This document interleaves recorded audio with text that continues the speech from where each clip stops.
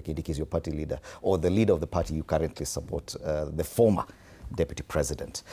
It would appear that even regarding Gachagua's fixation with the fact that his successor is currently in that position, that debate is very much alive, even from the United Opposition side, that whoever is deputizing William Ruto or whoever will be the running mate for William Ruto is still something of interest to you in the United Opposition.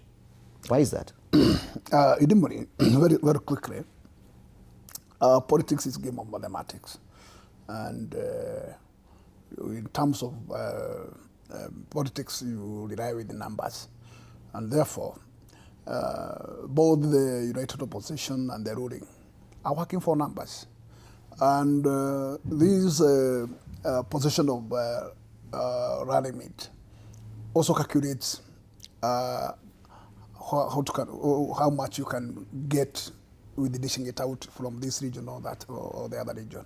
Because what you are looking for, a re-election is a re-election by numbers. And I am sure that whether Gachagua is jittery about his successor, his predecessor, I think he can be very comfortable when Kindiki is not the running mate in the coming election. He would prefer that in that particular arithmetic, he would be very sure that Mlima would be solid, and he can win it probably at 90 or 95%.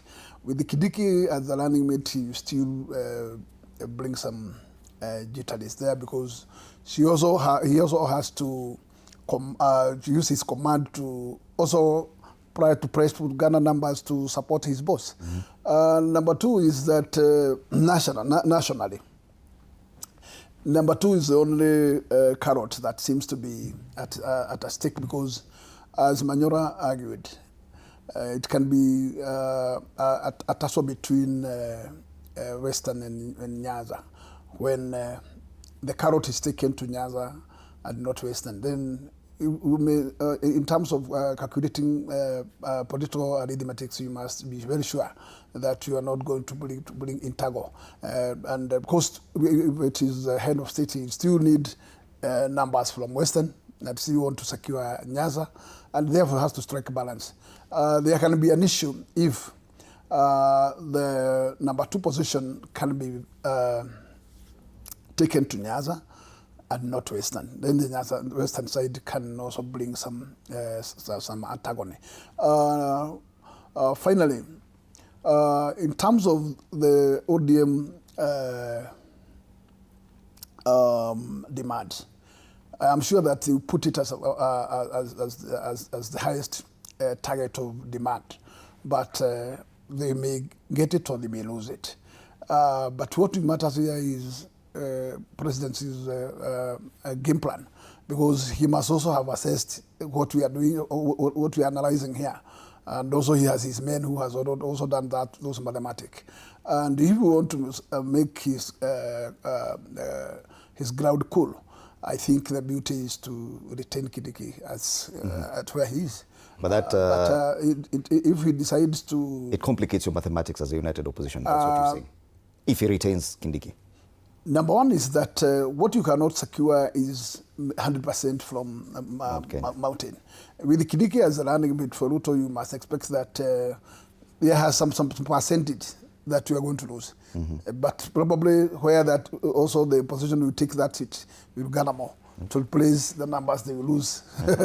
Why do you think the president is talking about Mbadi in this way that he does? And this is not the first instance. Why do you think he finds it necessary to keep praising John Mbadi? I think the reason why he's praising Mbadi is that, one, we know where Mbadi took over the treasury from. And one of the biggest challenges this government has had is communication, especially to the common man. And I think to that extent, Mbadi has done very well in communicating government positions around everything, be it National Infrastructure Fund, be it the finance bill. You look at the finance bill that eventually was passed last time, was literally the same that was there before, except that there were a lot of misinformation around several things that he was able to go to Bunge la Wananchi.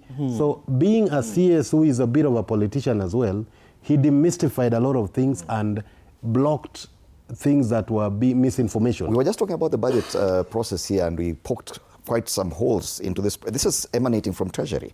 It is John Mbadi's work. Yes, but you see, I want you to look at it this way. John Mbadi is not just dealing with the budget. There is also the overall health of the economy. Remember, 2 years ago, the Kenya shilling was 168 to the dollar. Part of the reason why that happened was because we did not anticipate the bullet payment of the Eurobond that was borrowed in 2014. And when it crystallized, it messed the economy, it became very difficult. Now, we have another Eurobond coming up that was coming up in 2028. And that was going to start crystallizing next year with the dollar starting to weaken. We have had a very stable currency for now almost 2 years. That takes leadership. Yes, there are costs to it, but that Eurobond has already been reworked on. So that fear has been addressed, courtesy of the leadership in that space. But more importantly, it is more of communicating the position of government around some of these difficult things. Remember, Kenya was supposed to have been among the 6 countries that defaulted on debt. We have not defaulted. So, yes, we are wobbling on our public debt management and how we manage our budget, especially what I spoke about. If you read the Kenya Kwanza manifesto, the budget deficit, which would eventually translate into less borrowing, was supposed to reduce from 5% gradually. By year 5, it was supposed to be 3.3%. We are heading to year 5 and we are almost at 6. So there we've failed a bit. But what is a solution that Mbadi would throw your way? He will say, part of the reason why we are borrowing heavily, and I would want to see it in the next budget, is that we have to budget for a lot of infrastructure projects that are very key within the budget. Now we are moving some of those going forward through the National Infrastructure Fund, especially those ones that are commercially viable, to be off the budget so that redirect some of those resources towards the crucial spaces. But I think the point I wanted to mention about the president being happy to praise Mbadi is also beyond the communication of what the government is doing at the treasury level. He understands his space. And I'm a finance person, I will tell you, there is one thing to understand your space, but also to communicate the same. Okay. And I think to that extent he's done very well, and he's taken the burden of explaining everything away from the president and into his space. And, even as you continue speaking, I can see Senator Dr. Mungatana here agreeing with every statement you make. But when the president praised Mbadi, he said something curious, that he also